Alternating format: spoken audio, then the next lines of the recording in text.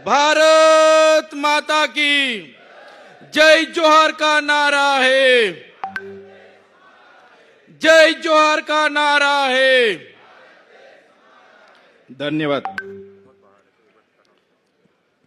जे पण આગેવાનો બહાર ઉભા છે એમને મારે નમ્ર વિનંતી છે કે અંદર આવીને પોતપોતાનું સ્થાન ગ્રહણ કરી લે। ટૂંક સમયમાં આમ આદમી પાર્ટીના રાષ્ટ્રીય સંયોજક, દિલ્હીના મુખ્યમંત્રી શ્રી અરવિંદ કેજરીવાલજી, પંજાબના મુખ્યમંત્રી સરદાર ભગવત માનજી પધારી રહ્યા છે અને મંચસ્થ આપણી મધ્યે ગુજરાત પ્રદેશના પ્રભારી એવા ગોપાલરાયજી, આપણા સૌના માર્ગદર્શક અને ગુજરાત પ્રદેશના અધ્યક્ષ એવા ઈસુદાન ગઢવીજી, સાથે આ વિસ્તારના આગેવાન નરેશ બારિયા,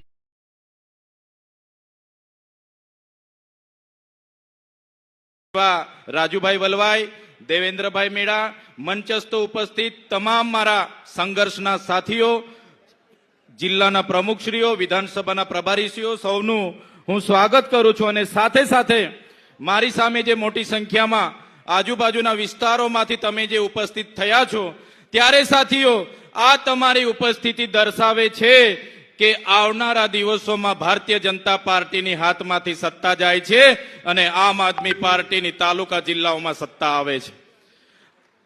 આજે આ સભા જ્યારે થઈ રહેલી છે ત્યારે સાથીઓ તમે બધા જાણો છો કે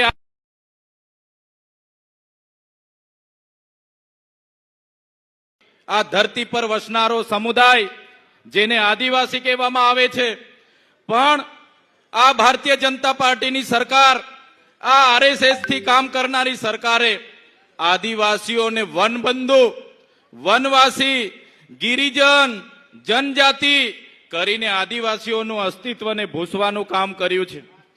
આદિવાસી તરીકે અનેક વખતે રજૂઆત કરવામાં આવી કે અમે આદિવાસી છે, અમને શું કામ તમે વનવાસી બનાવો છો, છતાં ભારત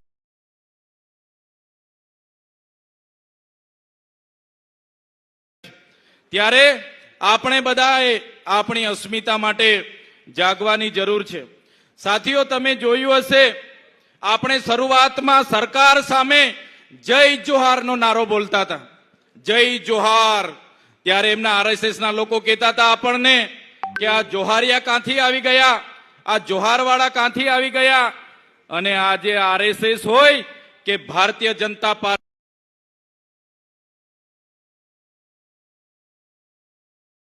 સમાજની તાકાત છે। સાથીઓ તમને ખબર હશે, આજથી 3 થી 5 વર્ષ પહેલા આપણે આ વિસ્તારોમાં ભગવાન બિરસા મુંડાની પ્રતિમા મૂકતા હતા, ખાજ્યા નાયકની પ્રતિમા મૂકીએ, રાણા પૂંજા ભીલની પ્રતિમા મૂકીએ, જલકારીબાઈની પ્રતિમા મૂકીએ,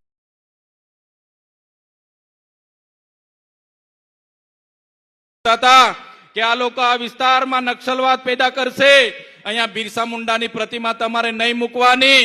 આજે તમારી જાગૃતિ એટલી આવી ગઈ છે કે આ ભારતીય જનતા પાર્ટીના લોકોને આજે જનજાતીય ગૌરવ દિવસ ઉજવવાની મજબૂરીમાં ફરજ પડી ગઈ છે।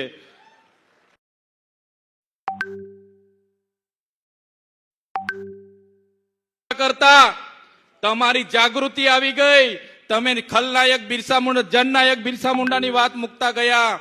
આજે દેશના વડાપ્રધાનને પણ ડેડિયાપાડામાં આવીને બિરસા મુંડાજીની પ્રતિમાને ફૂલ અર્પણ કરવું પડે, એ પ્રતિમા મૂકવા વાળા ચૈતર વસાવાના અમારી ટીમ હતી। સાથીઓ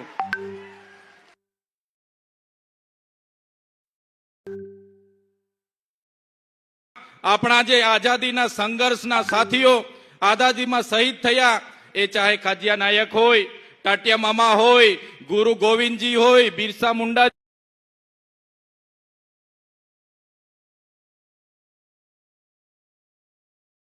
નાયકોએ પણ 1857ના જંગમાં ભાગ લીધો, શહીદી વોરી, અંગ્રેજોને મજબૂર કર્યા। આ દાહોદમાં રેજિમેન્ટ બનાવવું પડ્યું, ભીલ રેજિમેન્ટ બનાવવું પડ્યું। એટલી જોરશોરથી આપણા આદિવાસી પૂર્વજો આઝાદી માટે લડ્યા। આપણે જ્યારે દેશની વિકાસની વાત આવી, આપણે જ્યારે ગુજરાતની વિકાસની વાત આવી, એ દાહોદ હોય, છોટાઉદેપુર હોય, એ નર્મદાના આદિવાસીઓ આજે ગાંધીનગરમાં જે મોટી મોટી બિલ્ડિંગો દેખાય છે ને, ગાંધીનગરનું જે સચિવાલય બન્યું છે એ સચિવાલયમાં પણ દાહોદના આદિવાસીઓનો પરસેવો છે. આજે અમદાવાદની હાઈકોર્ટ બની છે, આજે કલેક્ટર કચેરી બની હોય, એસપી કચેરી બની હોય કે આજે સેશન કોર્ટ હોય કે જેટલી પણ કોર્ટો બની હશે, આજે જેટલા પણ કોરિડોર બન્યા છે, જેટલા પણ રેલવે બન્યા છે, જેટલા પણ એરપોર્ટ બન્યા છે, જેટલા પણ ડામર રોડ બન્યા છે, એ તમામ વિકાસમાં જો કોઈનું યોગદાન હોય તો એ અમારા દાહોદના આદિવાસીઓનો એમાં પરસેવો છે, પરસેવો. દરેક બિલ્ડિંગના પાયામાં અમારા આદિવાસીઓનો પરસેવો છે. અને એના બદલામાં આ સરકારોએ આપણને શું આપ્યું? આઝાદીના 78 વર્ષ થઈ ગયા. પહેલા 50 વર્ષ કોંગ્રેસનું શાસન હતું, હમણાં 30 વર્ષથી ભારતીય જનતા પાર્ટીનું શાસન છે. આજે આપણે શિક્ષકો માટે આંદોલન કરવાનું કે સાહેબ અમને શિક્ષકો મૂકી આપો. આજે શાળાઓ માટે આપણે આંદોલનો કરવાના કે અમારી શાળા બનાવી આપો. આજે નોકરીઓ માટે શિક્ષિત બેરોજગારો આંદોલન કરે. આજે આપણા ખેડૂતો આંદોલન કરે. આજે જે લોકો અહીંથી ભાગ્યા ખેતી કરવા માટે સૌરાષ્ટ્રમાં ગયા છે એમને વળતર નથી મળ્યું, એ ભાગ્યા લોકો આંદોલન કરે. આજે આપણા વિસ્તારમાં આપણા અધિકારો માટે આંદોલન થાય. નર્મદાનું પાણી અહીંયા મળે એના આંદોલન થાય. નળ સે જલનું પાણી પીવાનું મળે એના આંદોલન થાય. પણ સરકાર આંદોલનને નિરાકરણ લાવવાની જગ્યાએ પોલીસનો ઉપયોગ કરીને લાઠીચાર્જ કરે છે. આપણા નેતાઓને દબાવવા માટે ખોટા કેસ કરે છે.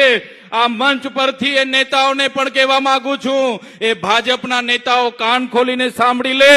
તમને જેટલું વેઠાય એટલું જ અમારા લોકોને હેરાન કરજો, કેમ કે અમે વ્યાજ સહિત એનો હિસાબ કરવાના છે. અમે વ્યાજ સમેત એનો હિસાબ કરીશું. જ્યારે ચૈતર વસાવા આદિવાસીઓને જાગૃત કરવાનું કામ કરે, અનુસૂચિ 5 લાગુ કરવાની માંગ કરે, પૈસા 1 લાગુ કરવાની માંગ કરે, આ વિસ્તારમાં 73 એના જે ગેરકાયદેસર દસ્તાવેજો થયા એને અમે ઉજાગર કર્યું. નલ સે જલનું કૌભાંડ અમે ઉજાગર કર્યું.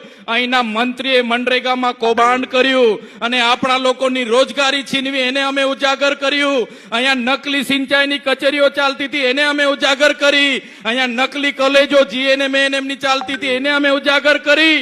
એટલે આ હર્ષભાઈ સંઘવી અને ભૂપેન્દ્રભાઈ પટેલને ગમ્યું નહીં. એક સામાન્ય કેસમાં મને જેલમાં નાખી દેવા,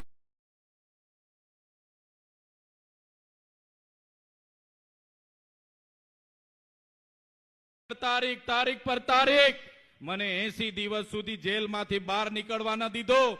વડોદરાની જેલમાં મને વેદના આપવામાં આવી, યાતના આપવામાં આવી અને કહેવામાં આવ્યું કે તમે આદિવાસીઓ માટે કેમ લડો છો, તમે ગરીબો માટે કેમ લડો છો, તમે ભારતીય જનતા પાર્ટીમાં આવી જાઓ, નહીં તો તમારું રાજકારણ ખતમ કરી દઈશું. ત્યારે પણ આ ચૈતર વસાવાએ પોલીસ અધિકારીઓને કીધું તો તમારી જેલોથી ડરવા વાળા ચૈતર વસાવા નથી, તમારી જેલો સામે લડવા વાળા લોકો છે, તમારી ભાજપ સામે લડવા વાળા લોકો છે. સાથીઓ તમે વિચાર કરો, એ ડેડિયાપાડાની જનતાએ, એ સાગબારાની જનતાએ, એક ચીકદાની જનતાએ એક ધારાસભ્ય તરીકે મને 1 લાખથી પણ વધારે મત આપ્યા. 43,000ની મારી લીડ હતી. એક પણ રૂપિયા વગર, એક પણ દારૂની બાટલી વગર મને સ્વયંભૂ બધાએ ચૂંટી કાઢ્યો. અને આજે આ ભારતીય જનતા પાર્ટીના વડાપ્રધાન ડેડિયાપાડા આવે, મુખ્યમંત્રી ડેડિયાપાડા આવે, નાયબ મુખ્યમંત્રી ડેડિયાપાડા આવે, પ્રદેશ પ્રમુખ ડેડિયાપાડા આવે, આદિજાતિ મંત્રી ડેડિયાપાડા આવે. આજે પણ 2 મંત્રીઓ ડેડિયાપાડામાં છે અને એ મુદ્દાની વાત નથી કરતા. અને ચૈતર વસાવાએ આમ કર્યું, ચૈતર વસાવાએ તેમ કર્યું. પણ આજે ભાજપ સરકારને હું કહેવા માંગુ છું, ચૈતર વસાવા 3 વર્ષના ધારાસભ્ય છે, તમારી 30 વર્ષની સરકાર છે. ડેડિયાપાડાની જનતાને તમે હિસાબ આપો કે તમારી સરકારે ડેડિયાપાડામાં શું કર્યું છે, પછી ચૈતર વસાવા 3 વર્ષનો હિસાબ આપશે. સાથીઓ વિચાર કરો, જે વિસ્તારનો હું ચૂંટાયેલો ધારાસભ્ય છું, ગૃહમંત્રી હર્ષ સંઘવીના ઇશારે बसंती चोला हो आज रंग दे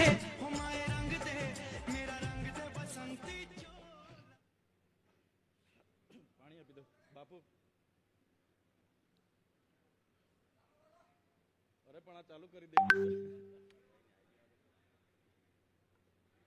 બધાને ઉભા કરી દે. આવ્યા છે બધા પોતપોતાની જગ્યા લઈ લેશો. પોતપોતાની જગ્યા લઈ લો. સાથીઓ, તમે વિચાર કરો, આ ભારતીય જનતા પાર્ટીને એવો તો કેવો ડર છે કે ચૈતર વસાવા આદિવાસીઓને જાગૃત કરે, આદિવાસીઓને એક કરે, આદિવાસીઓ શિક્ષણ માંગે, રોજગાર માંગે, પાણી માંગે. એટલે આ ભારતીય જનતા પાર્ટીને ગમતું નથી. અને આ ભારતીય જનતા પાર્ટીએ પોલીસનો ઉપયોગ કરીને ખોટા સોગંદનામા કોર્ટમાં રજૂ કર્યા અને કહેવામાં આવ્યું કે આ ચૈતર વસાવાને આદિવાસી વિસ્તારના 14 જિલ્લામાંથી તડીપાર કરો, એમને પ્રતિબંધ કરો. અને નામદાર હાઈકોર્ટે મારા વિસ્તારમાંથી મને પ્રતિબંધ કર્યો છે. છેલ્લા 8 મહિનાથી મેં મારા ઘર, મારું ગામ, મારો તાલુકો કે મારી ઓફિસમાં હું જઈ નથી શકતો. હું મારા વિસ્તારમાં પગ પણ મૂકું તો મારી શરત રદ થાય, મારે ફરી જેલમાં જવું પડે. અને ભાજપના લોકો કહે છે, જોયું ને અમારી તાકાત, અમે ચૈતર વસાવાને ડેડિયાપાડામાંથી બહાર કરી દીધા અને ચૈતર વસાવાને આવનારા દિવસોમાં નર્મદા સહિત આદિવાસી વિસ્તારોમાં પણ બહાર કરી દઈશું. ત્યારે ભાજપના લોકોને આ મંચ પરથી કહેવા માંગુ છું, તમે ચૈતર વસાવાના ગામમાંથી બહાર કરશો, ચૈતર વસાવાને ડેડિયાપાડાથી બહાર કરશો, ચૈતર વસાવાને નર્મદાથી બહાર કરશો, પણ આ ચૈતર વસાવા અમારા લોકોના દિલોમાં રહે છે, ત્યાંથી તમે ક્યારે બહાર નથી કરી શકવાના. ત્યારે દિલ્હીમાં જ્યારે પરિણામ આવ્યું